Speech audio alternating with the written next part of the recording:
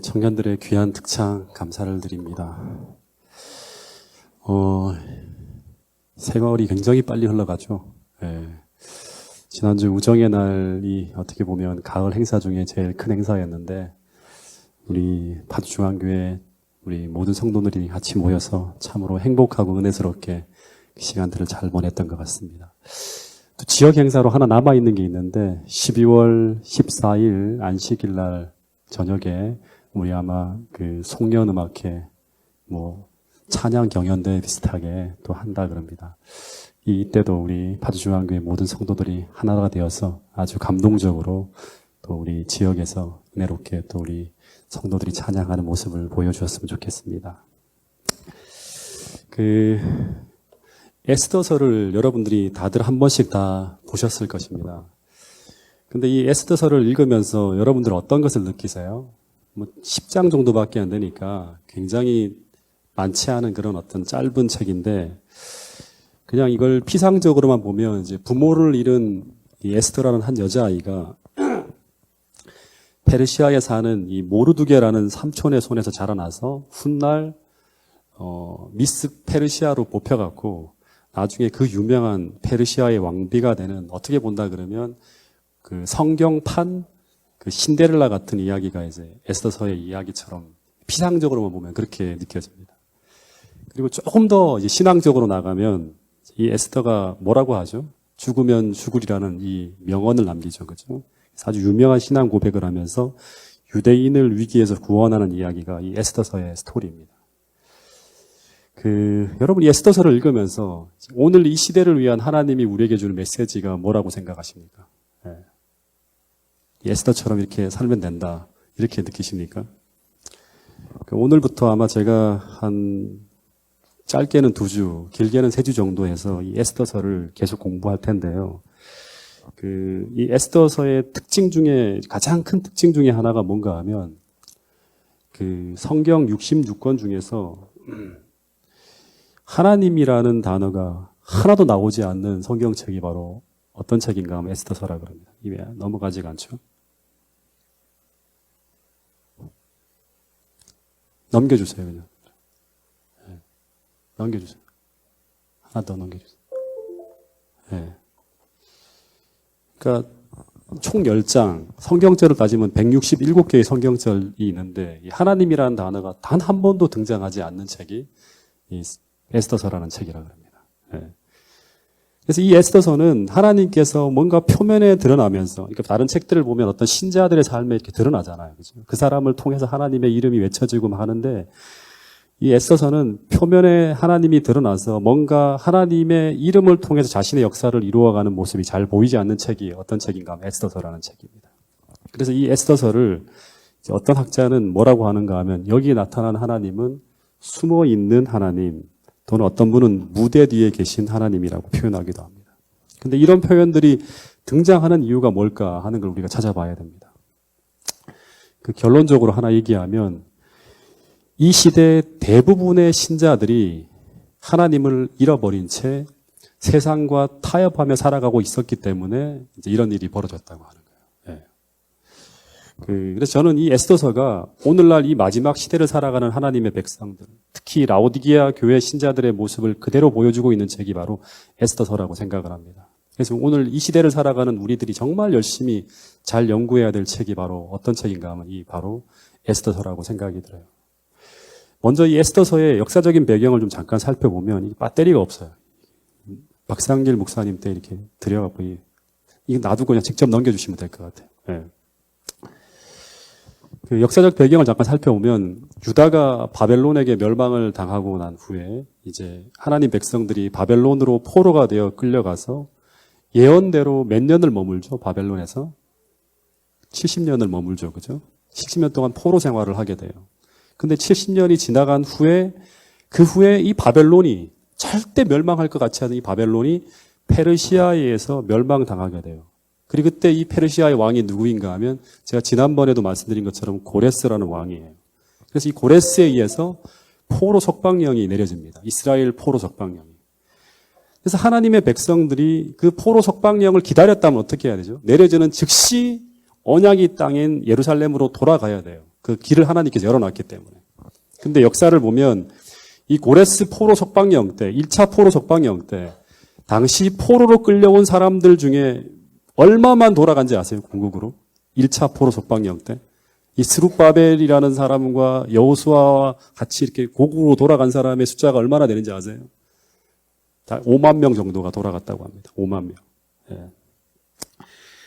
몇백만 명 중에서 진짜 극소수만이 그 고국으로 돌아가고 대부분은 바벨론에 남아있게 됩니다. 대부분은. 그러니까 이 포로 귀환기 때 소수의 무리만이 예루살렘으로 돌아가서 뭘 하죠? 죽을 고생을 하며 성전 건축을 합니다. 그 사람들의 이야기가 요즘 우리가 공부하는 에스라, 느헤미야 이야기예요. 그런데 그 시기에 대부분의 유다인들, 그리스도인들, 하나님 백성들은 고향 예루살렘으로 돌아가지 않고 어디 있었다? 페르시아, 바벨론에 그대로 남아 있었다고 하는 거예요. 근데 그들이 그곳에서 어떻게 살아가고 있었는가? 그리고 그들에게 무슨 일이 일어났는가? 그 이야기를 보여주는 책이 바로 뭔가 에스더서예요. 그 시대의 이야기는 두 개로 이제 같이 나눠져요. 하나는 고국에서 성전 건축을 하면서 죽을 고생을 하는 에스라, 느헤미야 사람들의 이야기, 스룹바벨, 대제사장 여호수아 이런 사람들의 이야기가 벌어지고 반대로 대부분의 그리스도인들은 어디 있었다? 페르시아, 바벨론에 그대로 머물러 있었다. 그 사람들은 어떻게 살고 있었고 그 사람들에게 무슨 일이 벌어졌는가? 그 이야기가 바로 에스더서에 나오는 이야기라고 하는 거예요. 근데 당시 바벨론에 살고 있는 하나님 백성들에게 계속 전해지고 있는 현대 진리.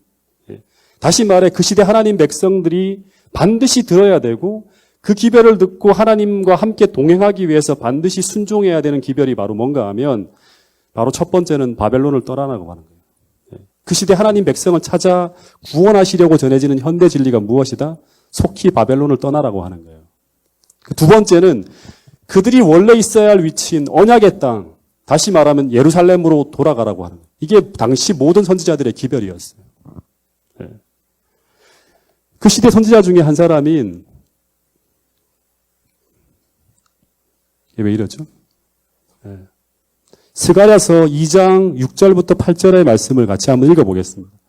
자, 시작.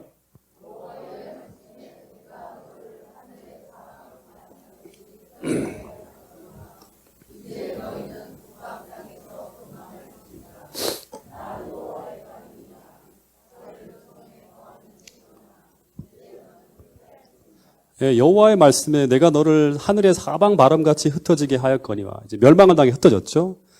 근데 이제 너희는 북방 땅에서 이 바벨론 땅에서 페르시아 땅에서 어떻게 하라? 도망하라고 하는 거예요. 이게 여호와의 말이라고 하는 거예요. 바벨론의 성에 거하는 시온아 이제 너는 피할지어다 합니다. 본문을 보면 이 당시 바벨론 페르시아에 살고 있던 이제 그 이스라엘 백성들의 그 환경을 보면 너무나 평화롭고 너무나 살기 좋은 그런 안락한 곳이었어요. 근데 하나님이 거기 사는 하나님 백성들에게 뭐라고 하는 그곳이 속히 떠나야 될 위험한 곳이라고 말씀하고 있는 거예요. 그리고 그것을 떠나라고 경고하고 있는 걸 이제 말씀을 볼 수 있습니다. 그러니까 이 기별은 마치 노아 홍수 당시의 노아의 기별이나 소돔과 고모라 당시의 천사의 기별이나 예루살렘 멸망 당시에 7년 동안 기별을 전하던 어떤 무명의 선지자와 같은 그런 기별이었어요. 근데 문제는 뭔가 하면 이 선지자들의 기별에 유의하는 사람들이 당시 거의 없었다고 하는 거예요. 왜 그랬을까요? 오늘을 사는 우리와 같이 한번 적용해 봐야 돼요. 당시 바벨론에 거주하는 유대인들은 그곳에 거주한 지 이미 100년이 넘어가고 있었어요. 그러니까 거의 다 바벨론 사람이 다 된 거예요. 근데 이 100년이 넘는 시간 속에서 신앙을 지키기가 상당히 힘들어요. 쉽지 않아요. 그 안락하고 편안한 환경 속에서 그들이 이제 막 뿌리를 내리고 살다 보니까 그들은 그곳이 70년 후면 떠나야 할 땅이라는 생각을 잊어버리고 마치 그곳이 자신의 제2의 고향인 것처럼 그곳에서 영원히 살 것처럼 살아가고 있었어요.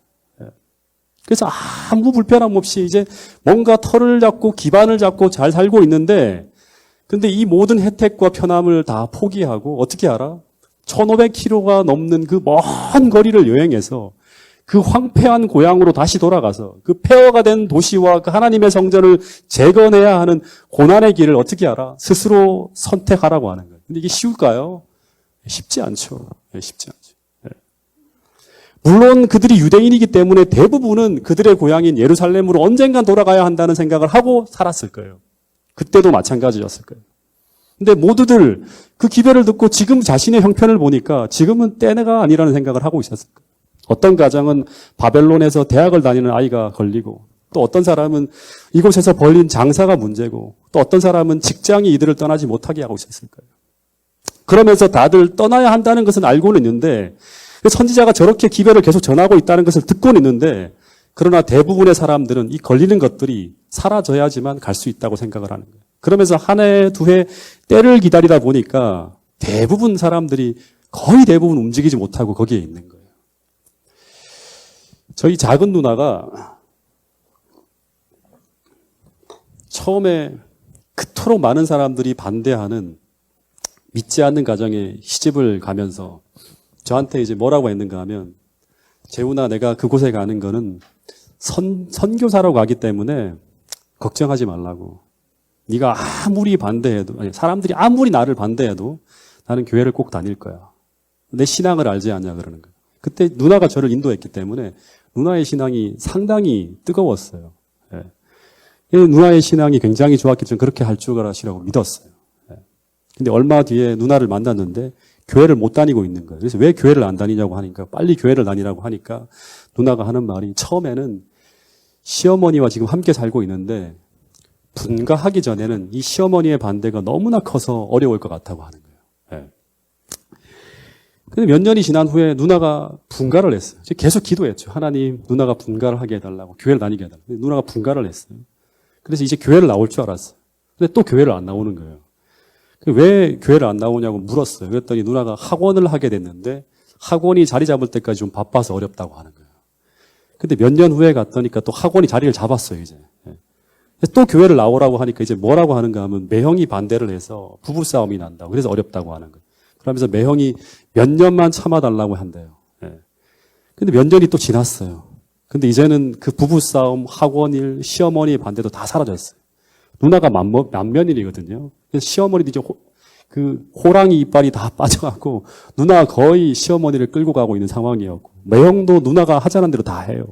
그러면 이제 누나가 의지를 가지면 교회를 다닐 수 있는데, 근데 이제 문제는 뭔가 하면 누나의 마음에 교회에 다닐 의지가 없는 거예요. 20년이 쭉 지나가다 보니까. 20년의 세월이 흘러가면서 누나는 이미 옛날에 그 재림교회 누나가 아니었어요. 전혀 다른 사람이었어요. 나중에 알게 된 사실이지만 심지어 점을 보러 다니기도 하고 세상 친구들과 만나 술도 한두 잔 하는 그런 생활 방식으로 모든 것이 바벨론화 되어 있는 거예요. 근데 그런 누나가 결국 몇 년 전에 다시금 교회로 돌아왔어요. 그래서 내가 동작중앙교회에서 침례를 줬어요, 누나를. 나를 인도한 사람에게 내가 다시금 침례를 주는 그런 일이 벌어졌어요. 근데 누나가 다시금 돌아오게 된 계기는 뭔가 하면 하나님께서 그 가정을 에스더처럼 위기로 몰고 가시면서 누나가 경영하는 사업을 크게 흔드는 그런 과정이 있고 난 뒤에 누나가 다시금 하나님을 찾고 돌아오는 거예요.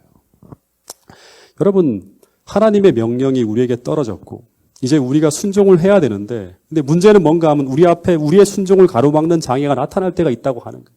반드시 나타나요. 여러분, 그럴 때 우리는 우리 앞에 놓여진 그 장애가 사라질 때까지 절대 기다려서는 안 된다고 하는 사실이에요. 여러분, 하나님의 명령 앞에 순종할 적기는 언제다? 그 즉시예요. 계속 반복해 말하지만 그 즉시예요. 그 즉시 순종하는 것이 가장 적은 손실과 가장 적은 어려움을 감내하며 나갈 수 있는 순종의 적기라는 사실을 우리 모두가 꼭 기억할 수 있게 되기를 간절히 바라겠습니다.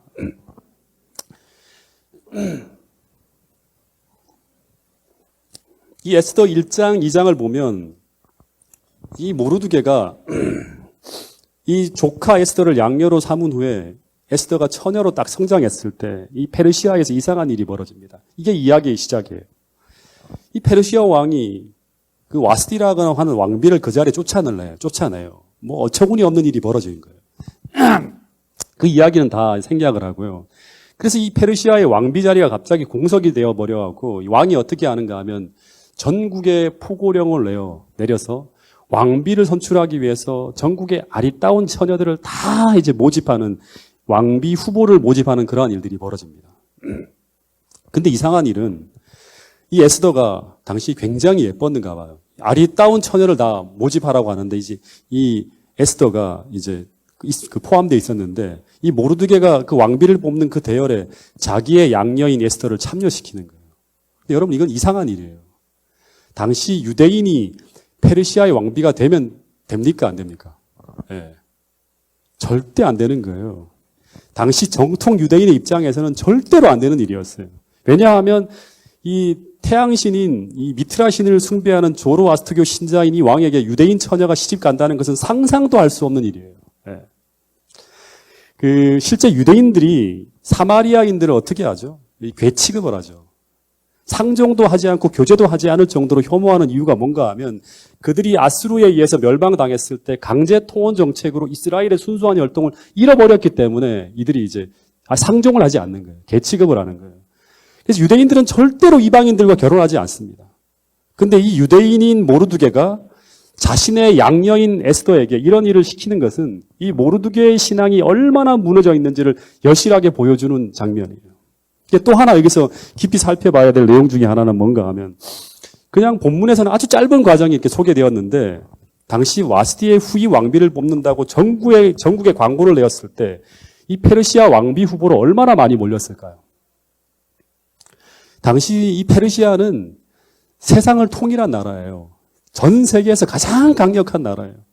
그리고 더하여서 당시 페르시아 왕인 이 아수에로는 역사 속에서 이 크레스크스라고 하는 페르시아 시대에서도 가장 전성기를 구가하던 왕 중에 한 사람이었어요.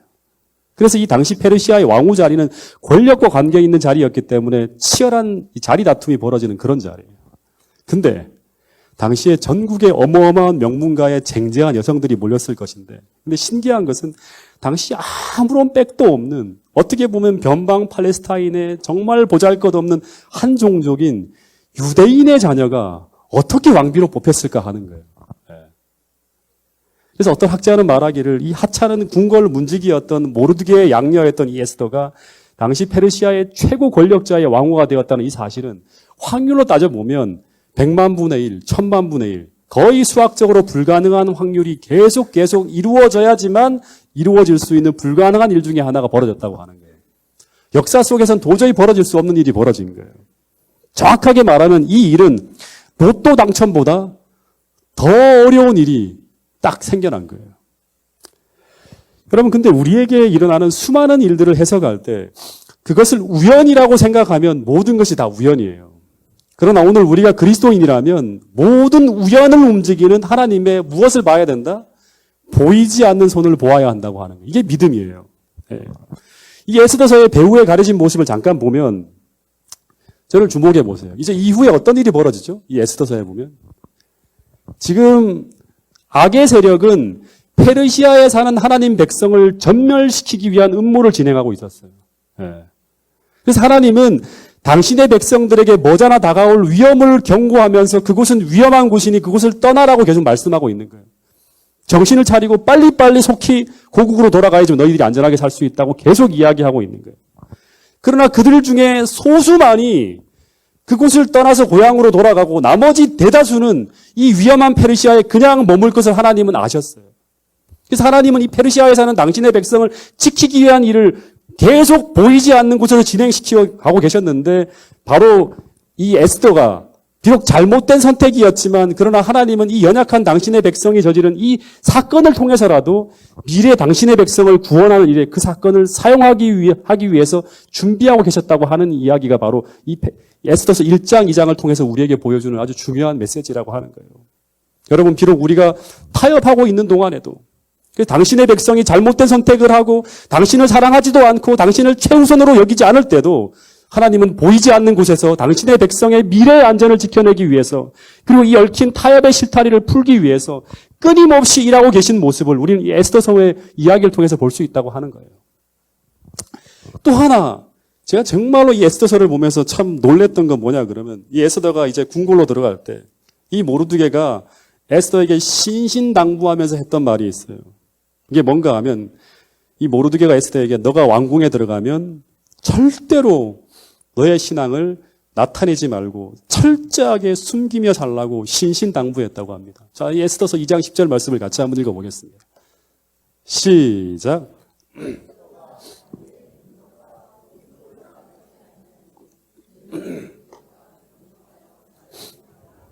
예, 에스더가 자기 민족과 종족을 절대로 말하지 아니하니 이는 모르드게가 명령하여 말하지 말라고 했다. 그러니까 에스더가 이 말에 순종해서 자그마치 5년 동안 궁궐 안에서 어느 누구도 이 에스더가 유대인인 것을 알지 못한 채 이 에스더는 왕궁에서 페르시아인의 가면을 쓰고 페르시아인처럼 살아갑니다. 이것이 무엇을 의미하는가 하면 이것은 철저히 에스더가 자신의 입신양명을 위해서 종교적 의무와 행위를 다 포기했다는 증거라고 합니다. 안식일과 모든 음식물은 물론이고 이 왕후의 자리를 유지하기 위해서 심지어 공식적인 종교 행사에서 남편이 섬기는 신에게 어떻게 했을까요? 우상 숭배도 하며 살았을까요? 그러니까 이 에스더와 모르드게는 유대인은 유대인이지만 유대인의 모습이 전혀 보이지 않는 유대인이에요. 마찬가지로 우리도 그리스도인은 그리스도인인데 그리스도인의 모습이 전혀 세상 속에서 보이지 않는 그리스도인으로 살아가는 사람은 바로 에스더와 모르드게와 똑같은 모습으로 사는 거예요. 여러분, 이런 사람들을 가리켜 우리는 뭐라고 하죠? 오늘날 라오디게아 교인이라고 합니다. 라오디게아 교인. 세상과 타협하며 재림교인으로서의 모든 정체성을 잃어버린 채 살아가는 사람들. 바로 에스더와 모르드게 같은 사람들이에요. 이것이 바로 유대인 대학살령이 내려지기 직전 유대인들의 살아가는 모습이었다고 하는 거예요.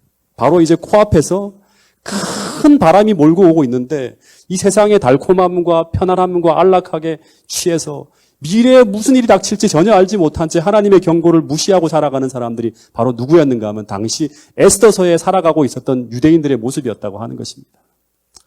여러분, 그러니까 이 에스더와 모르드게는 비슷한 시대, 조금 더 앞선 시대지만 다니엘과 새 친구들처럼 우리 신앙의 모범이고 우리 신앙의 멘토들이 아니라고 하는 거예요. 네. 근데 중요한 것은 이렇게 세상과 타협하며 이제 유대인의 이름만 남아있던 이 사람들의 이야기가 우리에게 정말 소중한 것은 무엇인가 하면 이들이 이후에 변화되어졌다고 하는 거예요. 네. 이토록 타락하고 이토록 냉랭하고 이토록 어리석은 선택을 하면서 세속에 푹 빠져 살아가는 이들이 이제 목숨을 걸고 하나님 나라를 위해 일어나는 변화가 일어났다고 하는 이야기가 정말 중요한 거죠. 네. 그래서 이 신앙의 반전을 이루면서 하나님의 놀라운 역사를 경험하며 그들이 변화되어졌던 이 날을 경험하기 위해서 이들이 이 날을 무슨 날이라고 하죠? 나중에 보면 부림절이라고 하는 절기가 만들어지는 게 바로 에스더서의 이야기의 결론입니다. 근데 이들이 어떻게 목숨을 걸고 하나님을 위해 일어서는 사람으로 변화될 수 있을까? 이게 오늘을 사는 우리에게 굉장히 중요한 이야기가 될 수 있겠죠.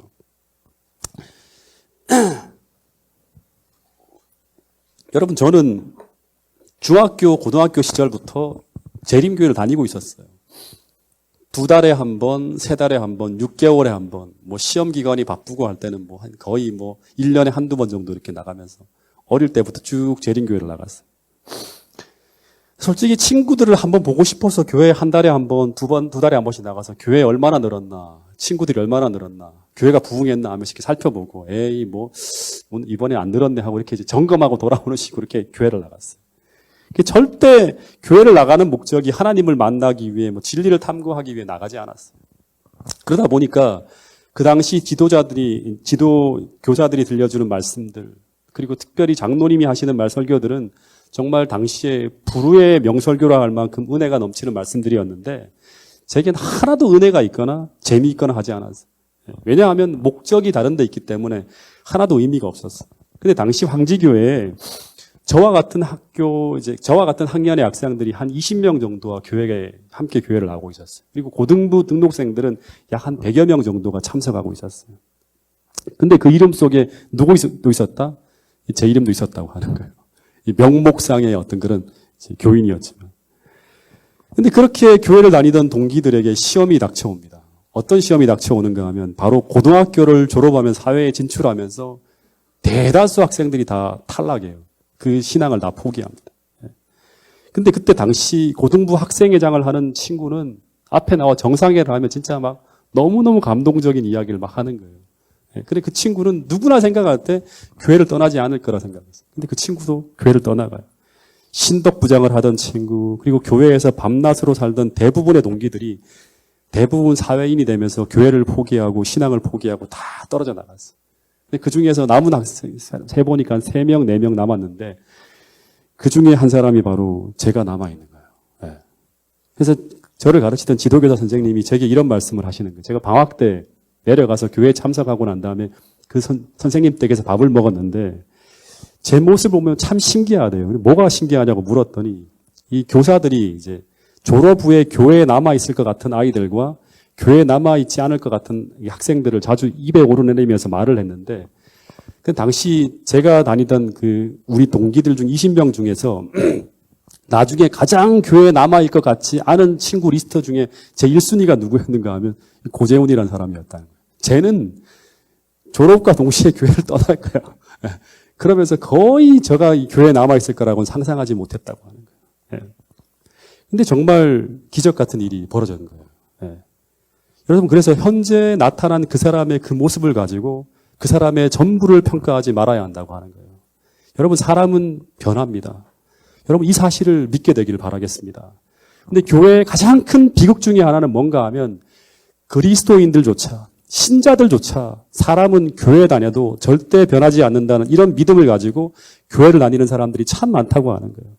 여러분, 저의 35년 전의 모습을 본다면 아무도 오늘의 저를 생각할 수 없었을 거예요.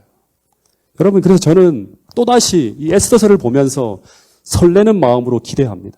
오늘 이 교회를 다니는 여러분들이 또 이제 어떤 모습으로 변화되어질지, 여러분 모두가 제2의 모르드게와 제2의 에스더가 되어서 세상을 구원하는 위대한 도구로 우뚝 설 날이 분명히 있을 것이라고 저는 믿습니다. 아직은 신앙의 변두리에 서성이는 성도들이 말씀 속에 자신의 정체성을 확인하고 이 모르드게와 에스더처럼 영적 각성이 일어날 때 그때 그들의 내일의 모습은 오늘 우리는 아무도 모를 것이라고 하는 것이 성경의 이야기입니다. 여러분, 예언의 책을 보면 이런 말씀이 있어요. 지금 찬란한 하늘의 별들이 지금은 막 진짜 위대하게 아주 엄청난 신앙을 가지고 있는 것처럼 막 세상을 요란하게 하는 그런 수많은 별들이 어느 날 심한 흔들림 속에 다 떨어지고 사라져 버릴 때 그때 무명의 사람들이 소리 없이 그 피 묻은 십자가의 군기를 들고 신앙의 전면에서 그리스도를 위해 싸우는 그런 일들이 벌어질 것이라고 성경은 이야기하고 있습니다. 여러분, 마지막 시대 그런 주님의 백성들로 서는 그런 위대한 사람들이 오늘 파주중앙교회 모든 성도들이 될 수 있기를 간절히 바라겠습니다. 이제 이 페르시아에 부는 영적 대각성 운동이 시작될 때 이 모르드게의 반전에 대한 이야기가 하나 나오는데 오늘 요까지만 말씀드리고 다음 내용은 이제 이 다음 안식일로 좀 나눠보도록 하겠습니다. 에스더 3장 1절부터 4절에 보면 이런 말씀이 있습니다. 이 말씀을 보면 한번 읽어보겠습니다. 먼저 시작.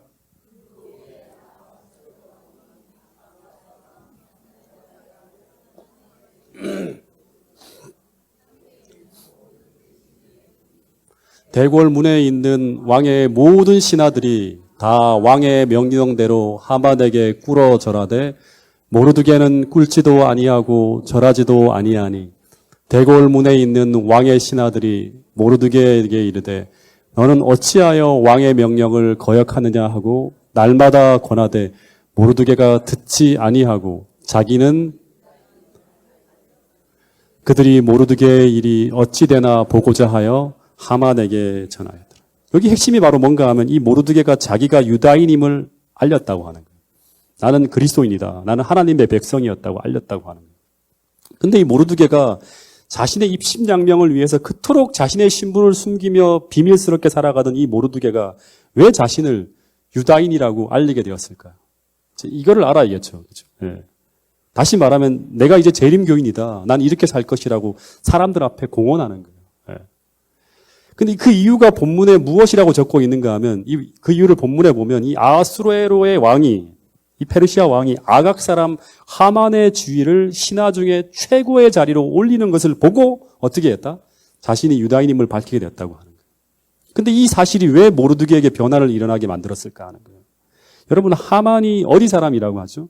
아각 사람이라고 하는데 이 아각 사람은 이스라엘에게 철천지 원수, 하나님이 반드시 이 땅에서 진멸하라고 몇 번씩이나 이야기한 아말렉 족속의 사람이에요. 아말렉 족속. 그러니까 이런 하만 사람이 페르시아의 최고의 자리에 올랐다고 하는 것은 이것은 곧 이스라엘의 위기가 닥쳐올 것이라는 신호였어요. 오늘날로 말하면 재림의 징조와 같은 징조가 벌어진 거예요. 뭐 예를 들면 이런 거죠. 교황이 갑자기 전 세계 최고의 정신적 지도자로 세움을 받는다든가 미국과 정치적인 동맹을 맺고 일요일 휴업령을 반포하려고 모든 법안을 준비하면서 정치적 스텝을 밟고 있는 것을 환하게 볼 수 있는 기사가 매일같이 나오는 거예요. 이거와 똑같은 게 바로 뭔가 하면 하만이 갑자기 수많은 계단을 뛰어넘어서 최고의 자리로 올라가는 거였어요. 이 사건을 보면서 다시 말해 이스라엘을 증오하고 미워하는 이스라엘의 원수 하만이 페르시아의 최고의 권력 자리에 올랐다고 하는 것은 이제 머지않아 페르시아에 유대인을 핍박하는 큰 바람이 불 것이라는 걸 예고하고 있는 그러한 장면이에요. 그래서 모르드게가 갑자기 정신이 번쩍 나는 거예요. 내가 지금 이렇게 살 것이 아니구나. 그러면서 이 사건을 통해서 그는 하나님로부터 오는 하나님께서 자기에게 던지는 메시지를 읽어냈다고 하는 이 사건을 통해서 모르드게야, 이제 페르시아에 사는 유대인들에게 큰일이 닥쳐오고 있다. 이제 너는 준비하고 일어나 맞서야 된다고 하는 거예요. 옛날에 전화가 없던 시절에 이제 이 전보가 그 통신수단이었어요. 그래서 급한 일이 생기면 언제나 우체국에 가서 전보를 쳐요. 근데 이 전보는 모르스 부호로 문자를 전송하는 그런 시스템이에요. 키를 누르고 떼고 하면 뚜뚜뚜 하는 소리를 이용해서 문자를 전송해서 보내면 이 메시지를 받는 사람은 그 신호를 메시지로 읽어내는 거예요. 예를 든다면 뚜뚜 하면 A, 뚜뚜뚜 하면 점 3개면 B, 이렇게 해서 문자를 전달하는 거예요. 이 전보가. 그래서 이 모르스 부호를 아는 사람은 이 신호와 리듬만 놓치지 않고 들으면 이 신호가 무슨 메시지인지 알 수 있다고 합니다. 막 이렇게 우리는 소음처럼 들려오는 이런 이제 그 신호들이. 근데 문제는 이것이 전부 소리이기 때문에 이 소리를 소음이 아닌 메시지로 받기 위해서는 반드시 어떻게 해야 되는가 하면 경청하지 않으면 이 소음 같은 이 모스 신호에서 메시지를 찾기가 힘들다고 하는 거예요. 여러분 마찬가지예요. 하나님은 끊임없이 당시의 배경을 본다 그러면 이 페르시아에 사는 유대인들에게 메시지를 보내고 계셨다고 하는 거예요. 그러나 유대인들은 이 페르시아라는 시끄러운 곳에서 인생살이로 산만해서 이 하나님의 모습을 계속 놓치고 있었다고 하는 거예요. 그러니까 아무런 준비도 없이 계속 세월이 흘러가는 데 따라서 그냥 따라 흘러가는 거예요. 근데 이 모르드게가 이 혼잡한 가운데서 이 하나님의 음성을 수신하는 데 성공했던 거예요. 만약 이 모르드게가 이 사건을 통해 들려주시는 이 하나님의 메시지를 놓쳤다면 모든 유대인들은 정말 불이 켜진 냄비 안의 개구리처럼 자신들에게 다가오는 그 은밀한 위험을 모르고 전부 비운의 결말을 맞았을지 모른다고 하는 거예요. 여러분 마찬가지로 하나님은 지금도 우리에게 페르시아에 살고 있는 유대인들에게처럼 끊임없이 메시지를 보내고 계신다고 하는 사실을 잊지 않게 되기를 간절히 바라겠습니다. 그러나 마찬가지로 우리가 계속적으로 우리에게 보내시는 이 신호들을 우리가 계속 주의하지 않고 놓치고 산다면 결국 우리는 대비 없이 준비 없이 도적같이 우리 삶의 위기를 맞이할 수도 있다고 하는 것이 에스더서를 통해서 우리에게 던져주는 굉장히 중요한 메시지라고 하는 것입니다. 여러분 저는 요즘 세상에서 벌어지는 일들을 아주 유심히 살펴보고 있습니다. 제가 특별히 재림교회 목사이기 때문에 여러분들을 깨워야 되는 사명을 가지고 이 자리에 선 사람이에요. 부름을 받은 사람이에요. 여러분 세상에 돌아가는 이 뉴스들을 보면서 한번 하나님이 보내시는 메시지를 한번 읽어보세요. 한국과 일본 간의 갈등. 여러분 저는 이거를 그냥 국가 간의 갈등으로 보지 않아요. 중국과 일본 모든 나라들이 다 지금 싸우고 있어요. 중국과 미국 지금 엄청나게 싸우고 있죠. 목숨을 걸고 양쪽이 진짜 말 그대로 치킨 게임처럼 둘 다 망하기 직전까지 싸우고 있어요. 시리아와 터키 국경에서 벌어지는 쿠르드족의 문제로 비롯된 민족 간의 갈등, 홍콩에서 벌어지는 시위, 영국의 브렉시트 탈퇴 문제로 벌어지는 유럽 내 갈등, 지금 온 세상은 마태복음 24장에 말한 것처럼 민족이 민족을, 나라가 나라를 대항해 싸우고 있는 거예요. 안 싸우고 있는 나라가 없었죠. 국경을 맞댄 모든 나라들이 자기의 자국의 이익을 위해 치열하게 이기적으로 싸우고 있어요. 절대 손해 안 봅니다. 네. 여러분 지금 또 하나는 기독교가 급속도로 타락하고 있는 거예요. 여러분 저는 이걸 어떻게 보는가 하면 이 기독교가 완전히 하나님의 언약을 등지고 나가고 있어요. 한기총 회장이 하는 말들, 그 다음에 또 여러 가지 모습들을 보면 지금 대형 교회들마다 전부 다 스캔들에 휘말리지 않은 교회들이 없죠. 네. 근데 여러분 이것은 바로 예언처럼 우리가 어떤 예언을 하고 있는가 하면 이 개신교가 전부 다 뭐로 바뀐다? 배도한 음료로 바뀌어서 결국에는 카톨릭과 같이 연합하게 돼서 바벨론을 형성한다고 하는 이 예언의 성취를 이루어가고 있는 거예요. 여러분 거기에 대한 대안이 바로 무엇이다? 재림교회예요. 재림교회. 그 모든 타락한 이 바벨론의 향해서 우리가 새 천사의 기배를 외치면서 우리는 하나님의 언약을 간직한 진실한 진리를 가지고 있는 백성이라고 외쳐서 마지막 이 두 개의 대결들이 펼쳐지는 구도가 바로 계시록에서 예언하고 있는 이 마지막 시대의 예언들입니다. 여러분 그래서 하나하나가 전부 다 예언의 성취로 돌아가고 있어요. 지금 모든 사회 상황이 이 교회가 이 상황이 도덕적인 부패를 막을 수 있는 길이 없어요. 지금 벌어지고 있는 모습들을 본다 그러면. 그리고 마지막으로 하나 더 제가 눈여겨보는 게 뭔가 하면 세계보건기구에서 인류의 위협을 생존을 위협하는 3대 요소를 꼽은 것이 있는데 첫 번째는 식량 부족이고요. 두 번째는 기후변화고요. 세 번째는 펀데믹이라고 해서 치명적 전염병이 세상에 유행하는 것. 이것이 바로 인류 생존을 위협하는 이 마지막 때 지금 이 시대에 가장 인류 생존을 위협하는 것 중에 하나라고 하는 거예요.